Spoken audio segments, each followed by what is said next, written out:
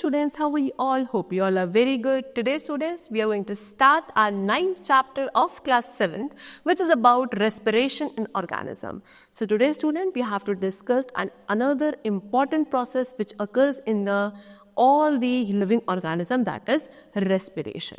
Okay? So let's begin our chapter. See.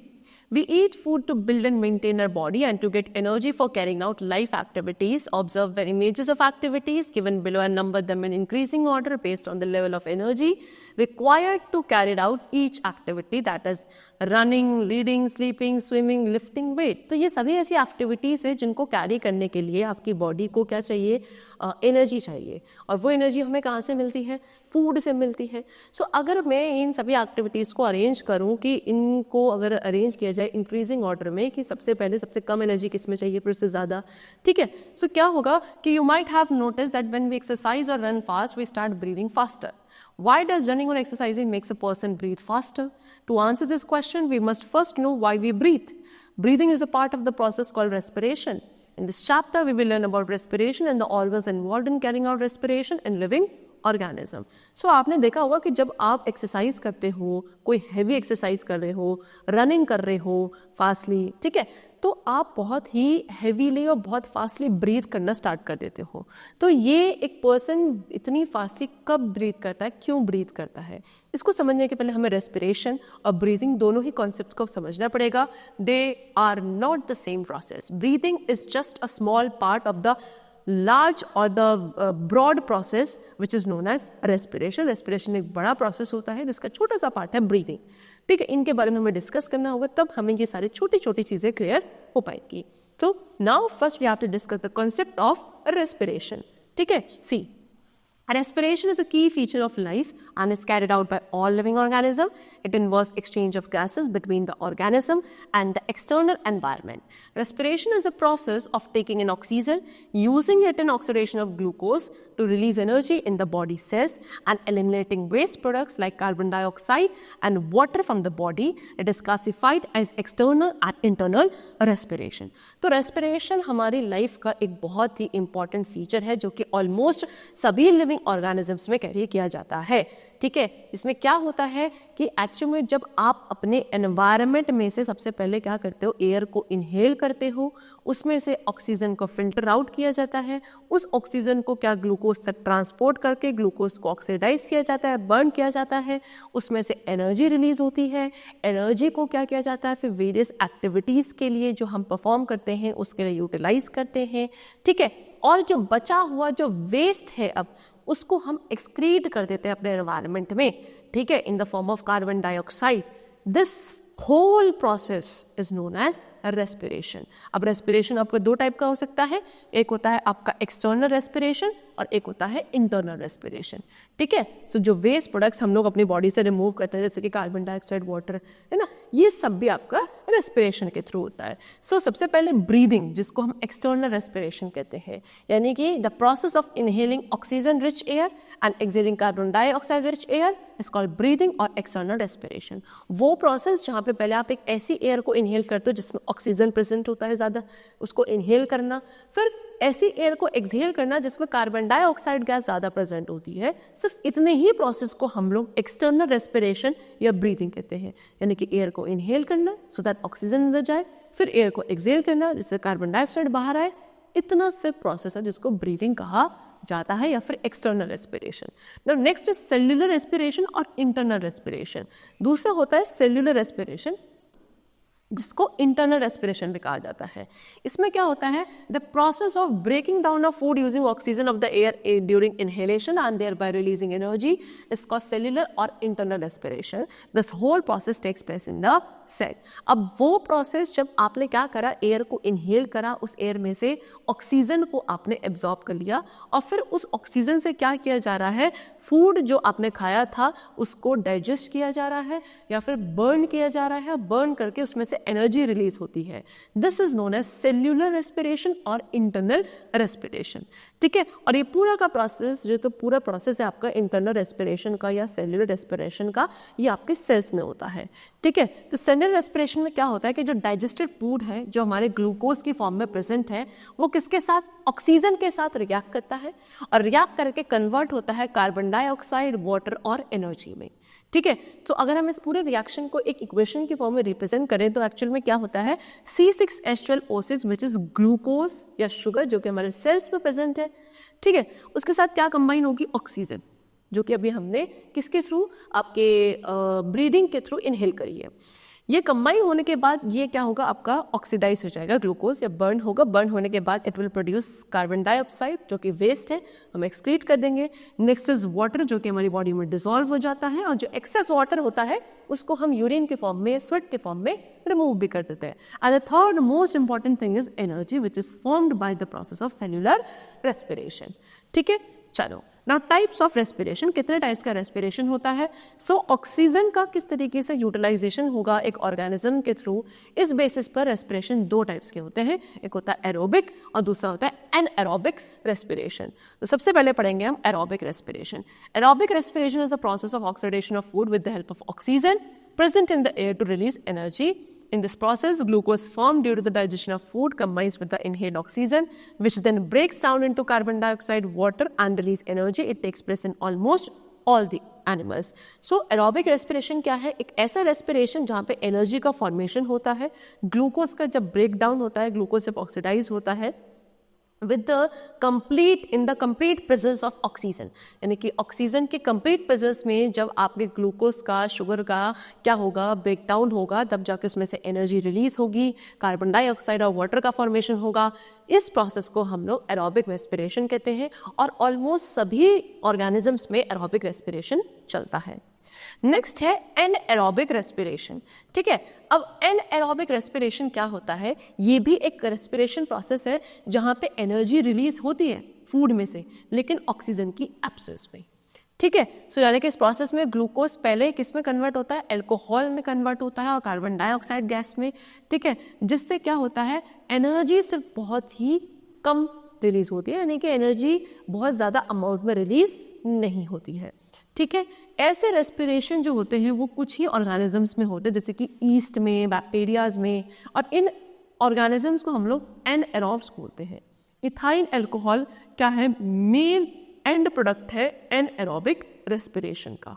ठीक है, चलो, लेकिन कुछ ऑर्गेनिज्म में लैक्टिक एसिड भी प्रोड्यूस होता है एनएरोबिक रेस्पिरेशन के थ्रू। तो फिर केमिकल इक्वेशन एक एनएरोबिक रेस्पिरेशन के लिए कुछ इस तरीके से है कि ग्लूकोज का ब्रेकडाउन होगा in the absence of oxygen, तब जाके अल्कोहल, कार्बन डाइऑक्साइड और एनर्जी का फॉर्मेशन होगा, और एनर्जी काफ़ी लेस क्वांटिटी में बनती है by the process of anaerobic respiration. So now we have given the some difference point between aerobic and anaerobic respiration. So aerobic respiration होता है in the presence of oxygen and anaerobic होता है in the absence of oxygen. Aerobic में glucose completely oxidized होता है, तब जाके carbon dioxide and water का फॉर्मेशन होता है, लेकिन एनएरोबिक में ग्लूकोज इनकम्प्लीट ऑक्सीडाइज होता है, जिसकी वजह से इसमें अल्कोहल और कार्बन डाइऑक्साइड गैस बनती है। एरोबिक में एनर्जी ज़्यादा क्वांटिटी में रिलीज होती है, एनएरोबिक में जो एनर्जी है that is release in small amount. ठीक, चलो now respiration in human beings. So human beings में रेस्पिरेशन प्रोसेस कैसे चलता है, we have to discuss. So human beings में रेस्पिरेशन के लिए काफ़ी कॉम्प्लेक्स सिस्टम है ऑर्गन्स का, और ये सारे ऑर्गन्स मिलकर बनाते हैं हमारा रेस्पिरेटरी सिस्टम। सो हमारे रेस्पिरेटरी सिस्टम के कुछ पार्ट्स गिवन है, 3 मेजर पार्ट्स होते हैं। Number 1 the airway, the lungs और जो मसल्स है रेस्पिरेशन की वो। ठीक है, एयरवे में आपके कुछ पार्ट आते हैं जैसे कि nose, mouth, pharynx, larynx, trachea, bronchi, bronchioles, ये सभी क्या करते हैं, एयर को कैरी करते हैं लंग से आपके बॉडी के एक्सटीरियर पार्ट तक। ठीक है, चलो, लंग क्या काम करता है, लंग हमारे पूरे रेस्पिरेटरी सिस्टम की फंक्शनल यूनिट है। ठीक है, क्योंकि ऑक्सीजन इसी के थ्रू पास होती है, कार्बन डाइऑक्साइड जो बॉडी से बाहर आती है वो भी लंग्स के थ्रू ही आती है। फाइनली फिर जो रेस्पिरेशन की जो मसल्स हैं इंक्लूडिंग डायफ्राम और इंटरकोस्टल मसल्स, यानी कि डायफ्राम भी इसी के अंदर आता है, इंटरकोस्टल मसल्स होती हैं वो भी इसी के अंदर इंक्लूड होती हैं, ये कंबाइनली वर्क करती हैं और एयर को पंप करती हैं। जब हम ब्रीथ करते हैं तो एयर लंग्स के अंदर जाना, लंग्स से बाहर आना, वो इन्हीं मसल्स के थ्रू पॉसिबल हो पाता है। ठीक है, चलो सीधे आप given the picture also of the whole respiratory system. In nasal cavity है, फिर यहाँ पे फेरिंग्स होता है, नीचे लेरिंग्स होता है, ये पूरा जो विंड पाइप इसको ट्रैकिया बोलते हो, फिर लंग्स में एयर एंटर करती है, लंग्स के ही पार्ट होते हैं ब्रोंकाई, ब्रोंक्योल्स, एल्विलॉय, ये सारे लंग्स के अंदर ही होते हैं। आपके पास दो होते हैं lungs, a pair of lungs. नीचे क्या होते हैं, एक मस्क्यूलर होता है, एक जिसको आप डायफ्राम बोलते हो। ये पूरा आपका क्या है, रेस्पिरेटरी सिस्टम है। ठीक है, चलो so now we have to discuss these organs of respiratory system one by one, among which the number one is nostrils and nasal cavity. nostrils और nasal cavity यानी कि वो पार्ट हमारे रेस्पिरेटरी सिस्टम का जिसके थ्रू एयर आपकी body के अंदर एंटर करेगी। ठीक है, सो नोस्ट्रल्स या नेजल कैविटी जो है हमारा मेन एक्सटर्नल ओपनिंग है रेस्पिरेटरी सिस्टम की। सबसे पहला सेक्शन होता है हमारे रेस्पिरेशन का, है ना, रेस्पिरेटरी ट्रैक का पूरा, जिसके थ्रू एयर मूव करती है। The air that enters in the nostril is filtered for the removal of dust particles and germs by the hair present on the inside lining of the nose. In nostrils the inhaled air is moistened by a slimy substance called mucus. The blood circulating in the inner lining of the nose warms the inhaled air. This air is then passed from nostrils into the nasal cavity. ठीक है, so जो air हम लोग अपनी knows के through enter करती है, जो हम ब्रीथ करते हैं, ठीक है, वो क्या करना पड़ता है, पहले उसको नोस्ट्रल्स के थ्रू एंटर करी, अंदर जाकर वो फिल्टर होती है। कैसे फिल्टर होती है, हमारे नोज के अंदर कुछ हेयर प्रेजेंट होते हैं जिनको हम नेजल हेयर कहते हैं। उनके अंदर क्या होता है, उसके थ्रू जो एयर में डस्ट पार्टिकल्स, जर्म्स होते हैं वो फिल्टर आउट होते हैं। ठीक है, फिर जाके क्या होता है, नोस्ट्रल्स के अंदर ही जो इनहेल्ड एयर है उस वो क्या मॉइस्ट करी जाती है। एक स्लाइमी सा सब्सटेंस भी वही नोज में प्रेजेंट होता है, इसको म्यूकस कहते हो, जिसके थ्रू वो इनहेल्ड एयर क्या होती है आपकी मॉइस्ट करी जाती है।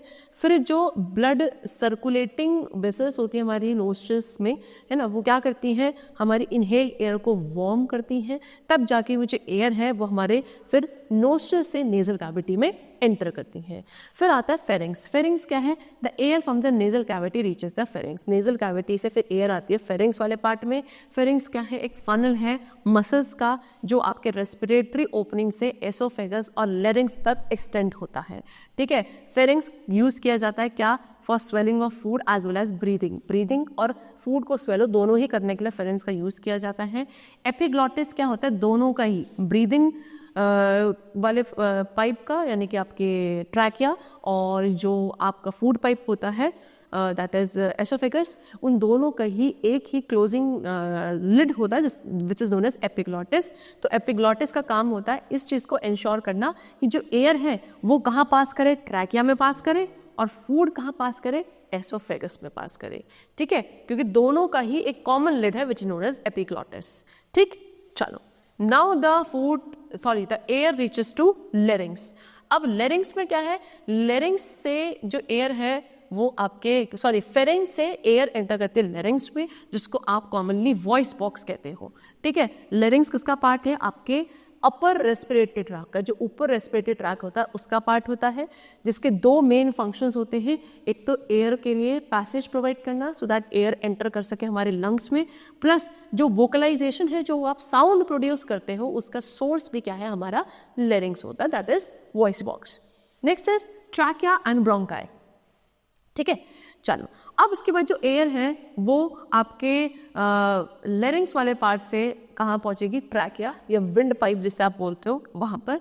फिर ट्रैकिया किसका बना है, मसल्स का बना है, काफ़ी इलास्टिक फाइबर्स से मिलकर बना होता है, और इसमें क्या होते हैं, रिंग्स होते हैं किसके, कार्टिलेजेस के। ठीक है, ट्रैकिया क्या होता है, अपने टर्मिनेटिंग पॉइंट में जाके, बिल्कुल एंड पॉइंट में जाके डिवाइड हो जाता है दो ट्यूब्स में, जिसको आप ब्रोंकाई कहते हो। ये ब्रोंकाई आपके लंग्स के अंदर एंटर करते हैं। फिर लंग्स के अंदर जाके एक ब्रोंकस आपका फर्दर डिवाइड होता है छोटी छोटी ब्रांचेस में, जिनको ब्रोंक्योल्स बोला जाता है। फिर ब्रोंकियोल्स टर्मिनेट होते हैं, यानी कि उनके एंडिंग पॉइंट पे छोटे छोटे एयर सैक्स होते हैं जिनको एल्वेलॉय कहते हैं। एल्वेलॉय क्या करते हैं, एक बड़ा सरफेस एरिया प्रोवाइड करते हैं जो कि यूजफुल होता है गैसियस एक्सचेंज का, यानी कि ऑक्सीजन और कार्बन डाइऑक्साइड बीच का जो गैसियस एक्सचेंज होता है वो एल्वेलॉय के लिए होता है। एल्वेलॉय की वजह से ही होता है। एल्वेलॉय सरफेस एरिया इंक्रीज कर देते हैं।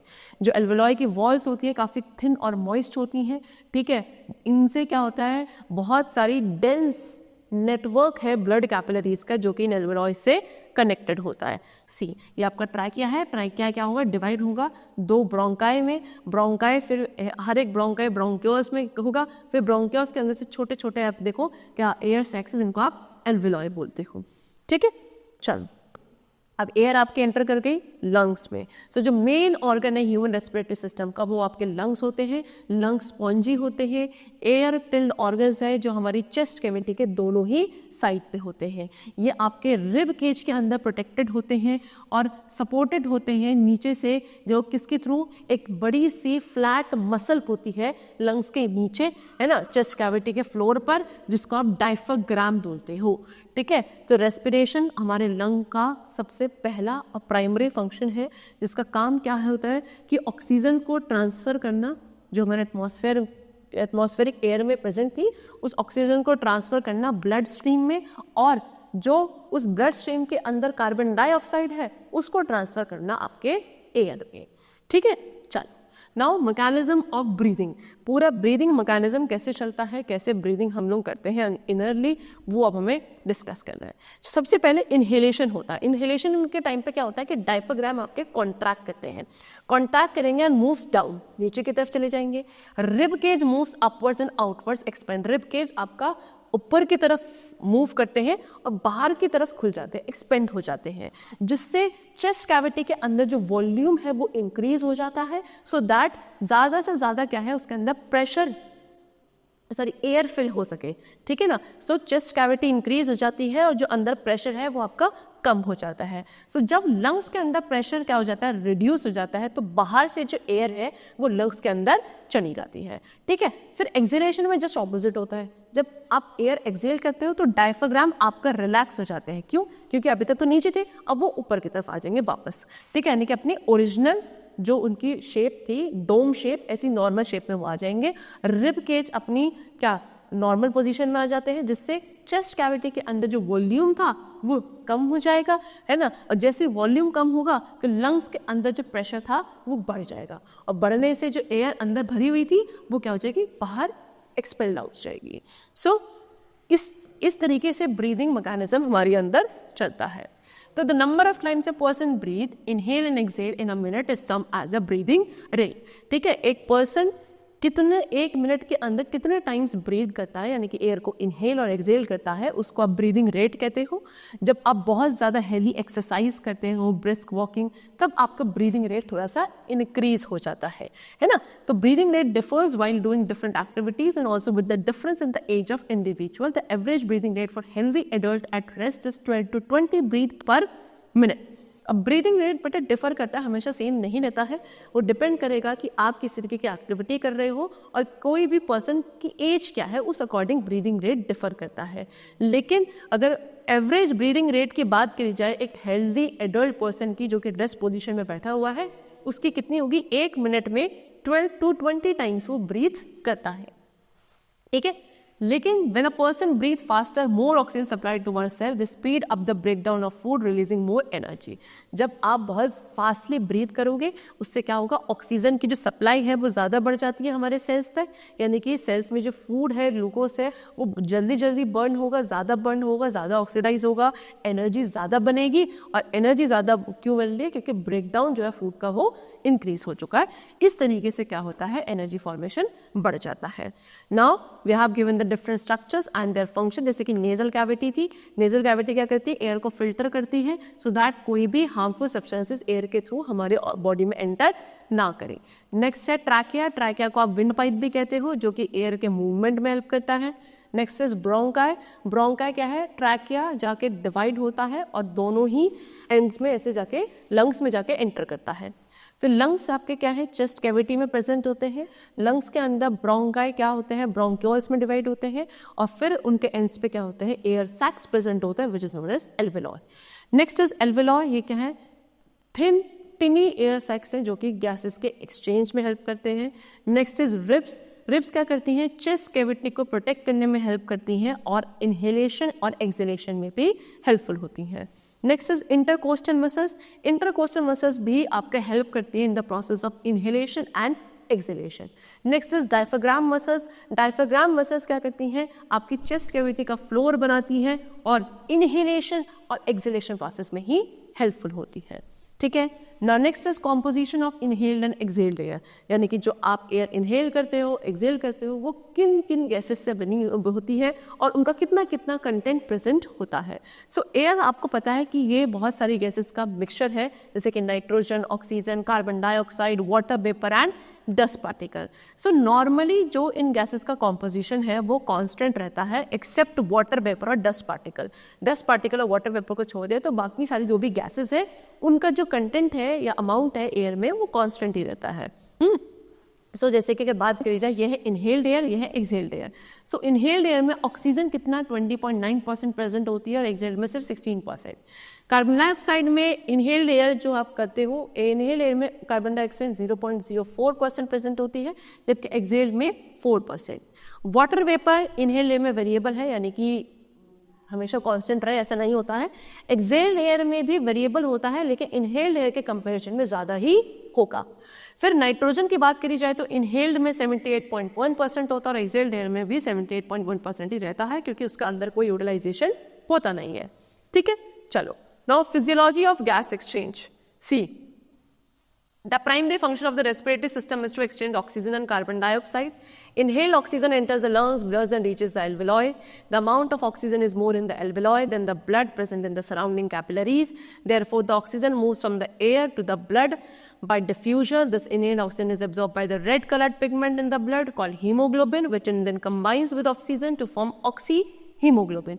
सो रेस्पिरेटरी सिस्टम का जो मेन प्राइमरी फंक्शन है वो क्या है, गैसेस का एक्सचेंज करना, है ना, एनवायरनमेंट से हमारी बॉडी के अंदर, हमारी बॉडी से एनवायरनमेंट में।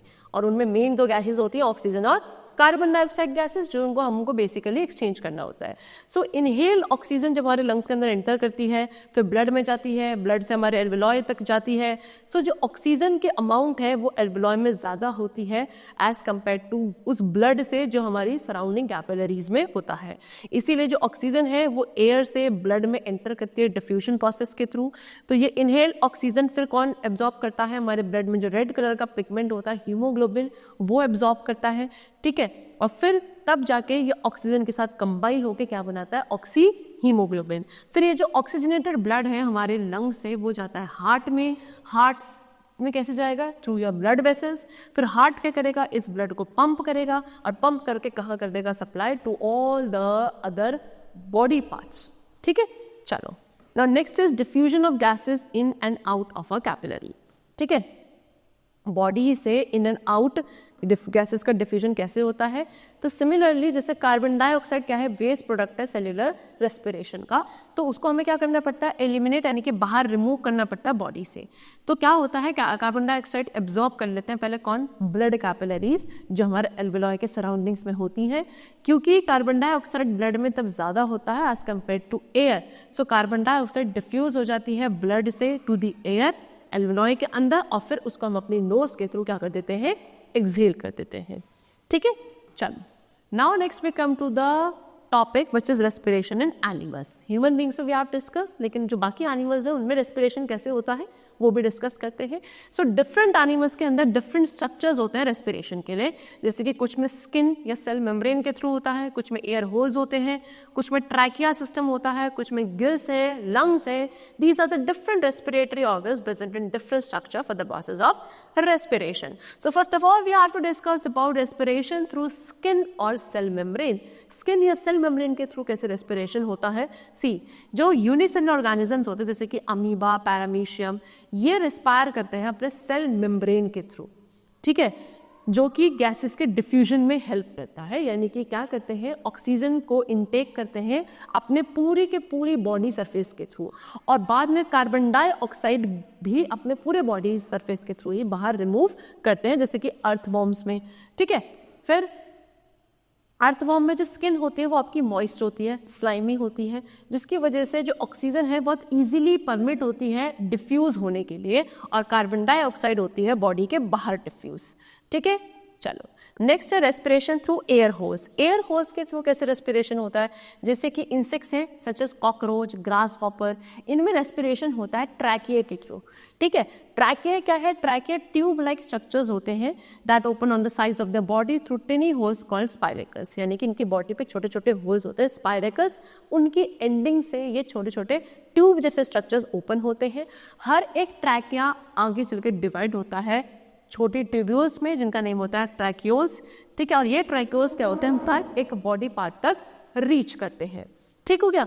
अब during respiration the oxygen rich air enters the body of this insect through spiracles and reaches all the cells of the body by passing through the network of trachea and tracheoles, thus every cell gets oxygen directly. यानी कि respiration के through अब जो air है which is oxygen rich, ये आपके इन insects की body में एंटर करती है इन्हीं स्पाइरेकस के थ्रू, फिर जाके ये हर एक बॉडी सेल तक जाएगा। ठीक है, किसके थ्रू, जो ट्रैकिया और जो ट्रैक्यूल्स का नेटवर्क है उसके थ्रू। इस तरीके से हर एक सेल जो है इस इंसेक्ट का, उनको ऑक्सीजन सप्लाई करी जाती है डायरेक्टली। फिर जो कार्बन डाइऑक्साइड प्रोड्यूस होती है रेस्पिरेशन के थ्रू, उसको फिर बॉडी से रिलीज कर दिया जाता है सेम तरीके से, यानी कि same manner by the network of trachea and tracheoles. Okay, चले ना, next is respiration through gills. अब गिल्स में रेस्पिरेशन कैसे होता है, सो एग्जाम्पल है फिशेस का। फिशेस में जो गैसेस का एक्सचेंज होता है वो एक स्पेशल ऑर्गन है गिल्स, जिसके थ्रू होता है। ये किससे बने हैं, बहुत सारे फिलामेंट्स से गिल्स का फॉर्मेशन होता है, और ये फिलामेंट्स क्या होते हैं, बहुत सारी ब्लड कैपिलरीज से सप्लाइड होते हैं। ठीक है, चलो, तो फिश क्या करती है, फिश को जो ऑक्सीजन मिलता है वो वाटर से मिलता है, वाटर में जो ऑक्सीजन डिसॉल्व होती है वहीं से ऑक्सीजन वो लोग इनहेल करते हैं। सो रेस्पिरेशन में वाटर क्या होता है, पहले माउथ के थ्रू एंटर करेगा फिशेस में। ठीक है, फिर गिल्स के थ्रू पास करेगा और फिर जाएगा कहाँ, ओपरक्यूलम में। ओपरक्यूलम के थ्रू वो पास आउट होता है। तो जो ब्लड है कैपिलरीज में वो उस एयर के अंदर से ऑक्सीजन को एब्जॉर्ब करता है और कार्बन डाइऑक्साइड को अपनी वॉल्स के थ्रू रिलीज कर देता है। Now next is respiration through skin and lungs. अब स्किन और लंग्स के थ्रू भी रेस्पिरेशन होता है, जैसे कि we are having the example of frog. Frog क्या है, एक एम्फीबियन है। एम्फीबियन क्या होते हैं, ऐसे एनिमल्स जो लैंड एंड वाटर दोनों पे सर्वाइव कर लेते हैं। तो फ्रॉग एक एम्फीबियन होता है, यानी कि इसमें डुअल मोड चलता है ब्रीदिंग का, यानी कि इनकी जो स्किन है काफ़ी मॉइस्ट और स्लाइमी स्किन होती है, जो कि इनको रिस्पायर करने में हेल्प करती है थ्रू देयर स्किन, जब ये कहाँ होते हैं, पानी में होते हैं या लैंड पे होते हैं। तो फ्रॉग्स क्या करते हैं, गिल्स के थ्रू ब्रीथ करते हैं जब वो टेडपोल्स होते हैं, यानी कि जो बेबी फ्रॉग होता है उसको आप टेडपोल्स बोलते हो।